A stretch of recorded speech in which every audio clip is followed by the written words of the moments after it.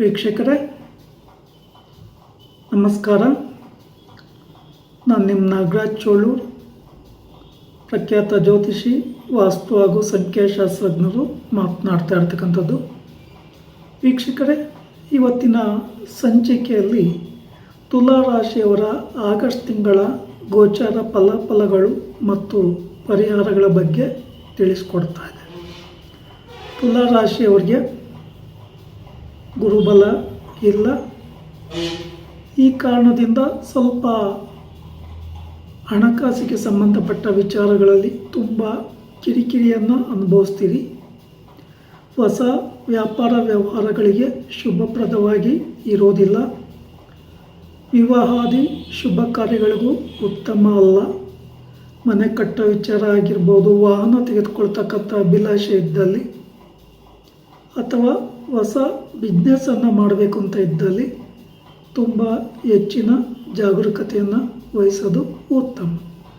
ಗುರುಬಲ ಇಲ್ಲದಲ್ಲೇ ಇರ್ತಕ್ಕಂಥ ಒಂದು ಸಂದರ್ಭದಲ್ಲಿ ರಾಘವೇಂದ್ರ ಸ್ವಾಮಿ ಮಂದಿರ, ಸಾಯಿಬಾಬಾ ಮಂದಿರ, ದತ್ತಾತ್ರೇಯರ ಸಾನ್ನಿಧ್ಯ, ವಿಷ್ಣುವಿನ ಮಂದಿರಗಳಲ್ಲಿ ಅಥವಾ ಈಶ್ವರನ ಸಾನ್ನಿಧ್ಯದಲ್ಲಿ ಗುರುವಾರಗಳಂದು ಹಳದಿ ಹೂವು ಅರ್ಪಣೆ ಮಾಡಿ ಅಥವಾ ಬಿಲ್ವ ಪತ್ರೆಯನ್ನು ಅರ್ಪಣೆ ಮಾಡಿ ಪೂಜೆ ಕೊಡ್ತಕ್ಕಂಥದ್ದು ಬಹಳ ಉತ್ತಮ.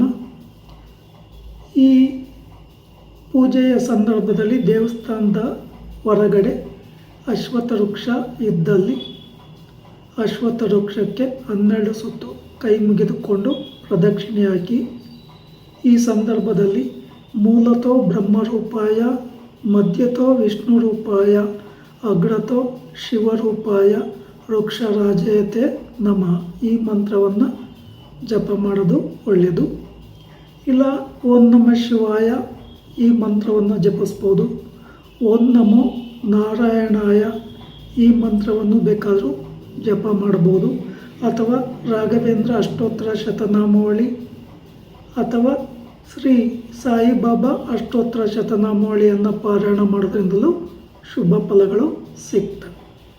ವಿದ್ಯಾರ್ಥಿಗಳು ಗಣಪತಿ ದೇವರಿಗೆ ಗರಿಕೆ ಪತ್ರೆ, ಬಿಲ್ವ ಪತ್ರೆಯನ್ನು ಅರ್ಪಣೆ ಮಾಡಿ ಓಂ ಗಂ ಗಣಪತಿಯೇ ನಮಃ ಈ ಮಂತ್ರವನ್ನು 108 ಸಲ ಜಪ ಮಾಡೋದ್ರಿಂದ ತುಂಬ ನೆಗೆಟಿವಿಟಿ ಕಡಿಮೆ ಆಗುತ್ತೆ, ಓದೋದ್ರಲ್ಲಿ ಆಸಕ್ತಿ ಬರ್ತದೆ.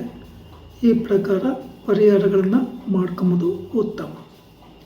ಹಣಕಾಸಿಗೆ ಸಂಬಂಧಿಸಿದ ವಿಚಾರಗಳಲ್ಲಿ ಹೆಚ್ಚಿನ ಜಾಗರೂಕತೆಯನ್ನು ವಹಿಸಿ. ನಿಮಗೆ ಕೊಡಬೇಕಾದಂಥ ಅವರು ಹಣವನ್ನು ಸರಿಯಾದ ಸಮಯಕ್ಕೆ ಕೊಡಲ್ಲ. ನೀವು ಬೇರೆಯವ್ರಿಗೆ ಕೊಡಬೇಕಾದಂಥ ಸಮಯದಲ್ಲಿ ಸರಿಯಾಗಿ ಕೊಡೋಕ್ಕಾಗಲ್ಲ. ಇದಲ್ಲದೆ ಸರ್ಪದೋಷದ ಪ್ರಭಾವ ಇರೋದ್ರಿಂದ ದೊಡ್ಡ ಮಟ್ಟದ ಥಿಂಕಿಂಗ್ ಮಾಡ್ತಿದ್ದೀರಿ. ಲಕ್ಷಾಂತರ ರೂಪಾಯಿ ಸಂಪಾದನೆ ಮಾಡಬೇಕು, ಕೋಟಿಗಟ್ಟಲೆ ಸಂಪಾದನೆ ಮಾಡಬೇಕು, ಇದು ಬದ್ದ ಅವಕಾಶಗಳನ್ನೆಲ್ಲ ಬಾಚಿಕೊಂಡು ಅನುಕೂಲ ಪಡ್ಕೋಬೇಕು ಅಂತೇಳಿ ಅಭಿಲಾಷೆಯಲ್ಲಿದ್ದೀರಿ. ಆದರೆ ಈ ಅಭಿಲಾಷೆ ಸಮಸ್ಯೆಯನ್ನು ತಂದೊಡ್ಡುವ ಸಾಧ್ಯತೆಗಳು ಹೆಚ್ಚಾಗಿ ಇದೆ. ನಿಮಗೆ ಯಾರೋ ಆಪ್ತ ಸ್ನೇಹಿತರು ಅಥವಾ ಆಪ್ತರು ಜೊತೆಯಲ್ಲಿ ವ್ಯವಹಾರ ಮಾಡೋಣ ಅಂತಲೋ ಅಥವಾ ನೀವೇನು ಬೇಕಾದರೂ ಮಾಡಿ ನಾನು ಇನ್ವೆಸ್ಟ್ಮೆಂಟ್ ಮಾಡ್ತೀನಿ ಅಂತಲೋ ಅಥವಾ ಹಣದ ಸಹಾಯ ಮಾಡ್ತೀನಿ ಅಂತಲೋ ಹೇಳಿದರೆ ಅವರ ಮಾತನ್ನು ನಂಬಿ ವ್ಯವಹಾರಗಳಲ್ಲಿ ಸಿಲುಕಿಕೊಂಡು ತೊಂದರೆಗೆ ಒಳಗಾಗಬೇಡಿ. ಈ ಸರ್ಪದೋಷದ ಪ್ರಭಾವ ಪ್ರಬಲವಾಗಿರೋದ್ರಿಂದ ಶ್ರೀ ಕ್ಷೇತ್ರ ಕುಕ್ಕೆ ಸುಬ್ರಹ್ಮಣ್ಯದಲ್ಲಿ ಸರ್ಪ ಸಂಸ್ಕಾರ ಶಾಂತಿ ಹೋಮ, ಆಶ್ಲೇಷ ಬಲಿ, ನಾಗ ಪ್ರತಿಷ್ಠೆಯನ್ನು ಮಾಡಿಸಿ ಅಥವಾ ನಿಮ್ಮ ಹತ್ತಿರದ ಗ್ರಾಮಗಳಲ್ಲಿ ಸುಬ್ರಹ್ಮಣ್ಯ ದೇವಸ್ಥಾನ ಇದ್ದರೆ, ನಾಗದೇವರ ಸಾನ್ನಿಧ್ಯ ಇದ್ದರೆ, ಮಂಗಳವಾರ, ಷಷ್ಠಿ, ಪಂಚಮಿ ಇರ್ತಕ್ಕಂಥ ದಿನ, ಆಶ್ಲೇಷ ನಕ್ಷತ್ರ ಇರೋ ದಿನ, ಅಮಾವಾಸ್ಯೆ, ಪೌರ್ಣಮಿಗಳೊಂದು ನಿಮಗೆ ಇಷ್ಟವಾದಂಥ ಪೂಜೆಯನ್ನು ಕೊಡಿ. ನಾಗದೇವರ ವಿಗ್ರಹವನ್ನು ಸ್ವಚ್ಛ ಮಾಡಿ ಪೂಜಾ ಸಾಮಗ್ರಿಗಳನ್ನು ಸಮರ್ಪಣೆ ಮಾಡಿ ಶ್ರದ್ಧಾಭಕ್ತಿಯಿಂದ ಪೂಜೆ ಕೊಟ್ಟು ಪ್ರಾರ್ಥನೆ ಮಾಡ್ಕೊಂಬೋದು ಬಹಳ ಉತ್ತಮ. ಈ ಸಮಯ ನೀವೆಷ್ಟು ಜಾಗರೂಕತೆಯಲ್ಲಿರ್ತೀರೋ ಅಷ್ಟು ಉತ್ತಮ.